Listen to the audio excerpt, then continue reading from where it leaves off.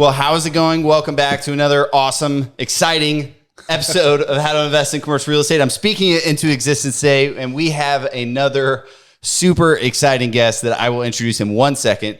But if you are on our investor list, which if you're watching this, it would literally be mind-blowing if you're not on the investor list already, because we've made it through over 100 episodes of us shamelessly plugging how you can get on our investor list. But if you still don't already know, it's easy. You go to our website. There's a big button that says join our investor list. And if you were on that list, you got an email last week while I was in Mexico. Thanks, guys. Yeah. You're welcome. Covered for you. That said, we are launching our latest investment opportunity. And that is a super cool deal because it is a ground up, build to suit Starbucks and multi-tenant strip center with the Shipley's Donuts, a liquor store, smoke shop, and a little vacancy. And man, did it fly by. Fort Worth, by the way, Fort Worth. Did I say another city? I don't know. I don't think you said the city, so I was just letting them know it was in Fort Worth. Okay. I actually think it's in Marine Creek, Dallas. Okay. Since, it could be. Since we're correct. Also, did you mention there's a Starbucks? I feel like I mentioned the Starbucks too. Okay. Probably did. Woo! Anyway, if you saw it last week, it's already too late because we already oversubscribed to that investment. Yeah, it was a small equity raise. So if you didn't check your email in the first day, then you missed the opportunity. But for the investors that got involved, we are super excited. We close on that tomorrow. And it's an awesome deal. We're going to build it. We're going to sell it. We're going to make tons of money. Woo! Hope so. Speak it into existence. The Feds also met again today, Joel. Yeah, kept interest rates the same. It's the first time they've done that since March of 2022. Inflation has been coming down steadily over the last few months. I guess everyone's hopeful that it'll continue to come down, and that will pause rate increases for the foreseeable future. And if we get below 3% probably on our way to 2% where they want it, they may start lowering interest rates again. Inflation. That'd be great. Yeah. Yep. Well, I think we've made her wait long enough. Everyone, we are super excited to have Aviva on. She is the managing broker of the Warehouse Hotline. She's located in Denver, and we are so excited to have you on today. So come on, tell us a little bit about yourself, what you do, and kind of why you're in commercial real estate, I guess. Yeah, thank you for having me. I really appreciate y'all reaching out and you taking the time to chat. Yeah, sure. So, yeah, my name's Aviva. I'm a managing broker here in Denver. I'm a third generation warehouse lover in the great state of Colorado. My grandparents fled Nazi Germany, came to America with nothing in their pocket. Epic immigrant story, which led to my gramps buying his first warehouse here in Denver in 1984. We still own, lease and manage that property to this day. Oh, wow. 40 years later. Yeah, it's sweet. Gramps knew what was up. I met him, but my father, from that warehouse, realized there was something to warehousing and went on to syndicate 10, 15 property portfolio of warehouses in the Denver metro area before warehouses were cool. And we still lease and manage a large portfolio, as well as do third party leasing management, the works, brokerage. But I joined the family business at 22. Just love warehousing, love the legacy and the people and the players and the deals. And I realized that what was probably beachfront property for my old man or for my grandpa, beachfront property in Malibu is not what my beachfront property in Malibu will be. I feel like beachfront property in Malibu for commercial real estate today is the internet and digitally facing. And so I decided to hop on the internet, start talking about it. And then I just realized there was a huge demand for people to talk about this industry online, a small supply of folks like you who are forward thinking enough to get there in an industry that has generally been super resistant to publicly speaking about anything outside of their friends and family. And that is what landed us here today. Nice. Yeah, I love that. So what, do you have a favorite platform that you use on social media? Well, I like them all for different reasons, right? Like for my own personal consumption, probably go to YouTube more. For dealing with my own friends, community, inner circle, city, probably Instagram. Mhm. If I want to waste 2 hours on mindless like content, probably TikTok. If I want to get in, if you want to get crazy right now in commercial real estate discussions, Twitter. Twitter's insane right now. So just depends what mood I'm in, how much coffee Yeah, I've had. that makes sense. Aaron, did you Yeah. hear that? Did you catch that? Okay.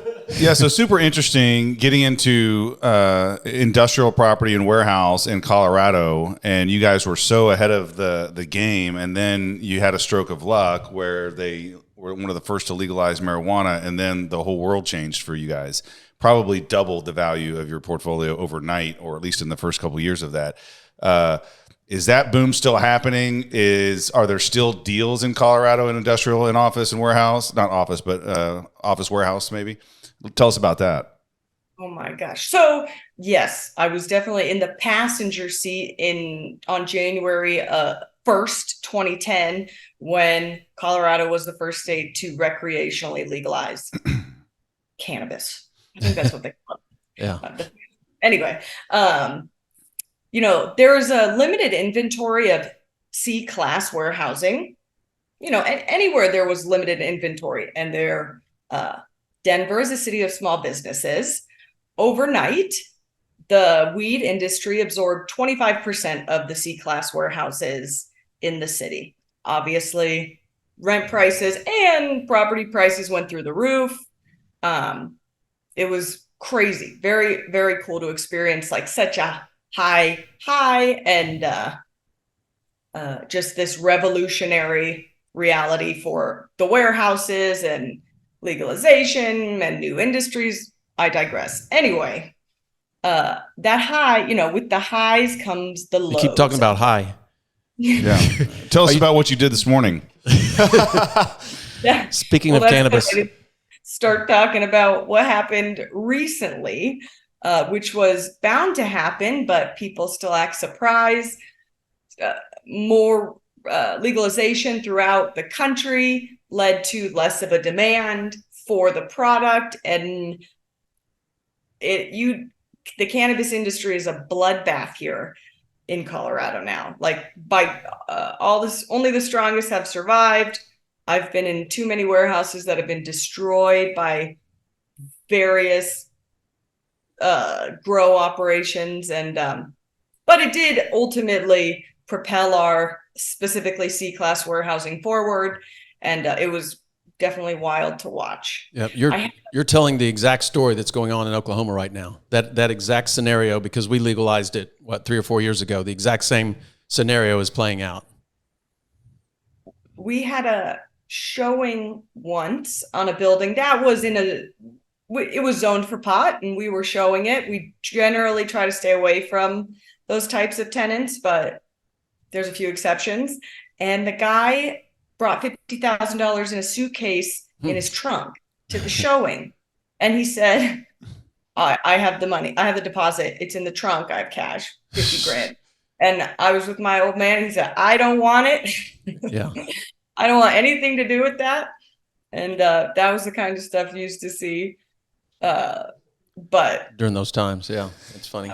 So you're saying you're bringing this new wave of technology into commercial real estate, which you said has been, resistant to these sort of things. And I think we've tried to do a very similar thing, not necessarily just with social media, but with a lot of aspects of the business, just bringing it online into an easier, more accessible, younger, above board transparency, I guess I'll say. And we've had a lot of feedback with that. So what have you found that social media and you being online talking about social media or talking about commercial real estate and what you guys are doing with these warehouses in Denver, where have you seen the value that's added to your family business?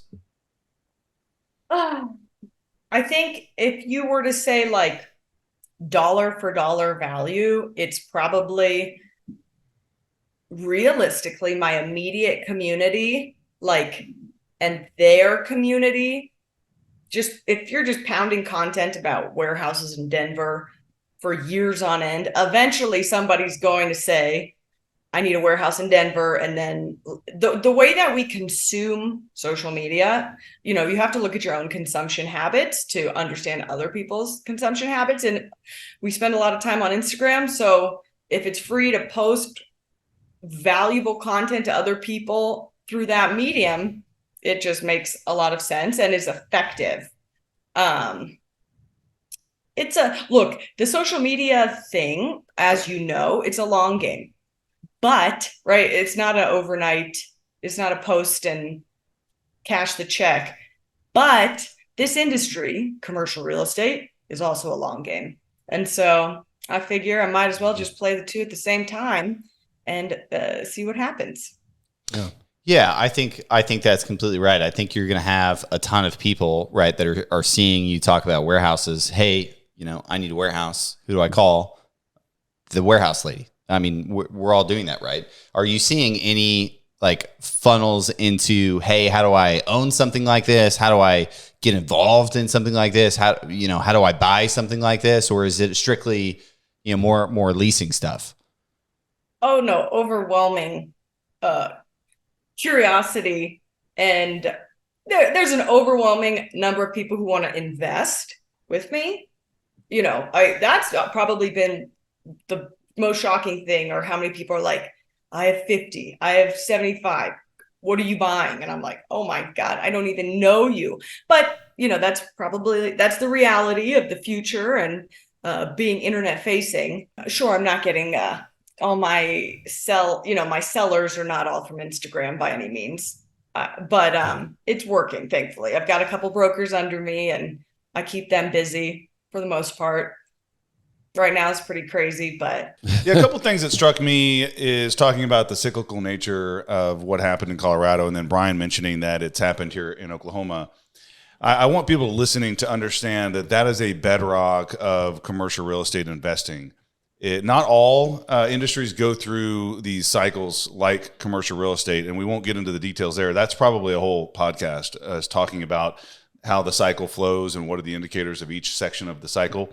But, this is a game that is a long game, and when you don't have enough product to meet demand, developers go to work and they start churning out more square footage because it's hot and everybody wants it and prices are going up. And then what happens? Interest rates go up, or they legalize pot in other areas. Now the demand starts going down. Well, all these projects have started.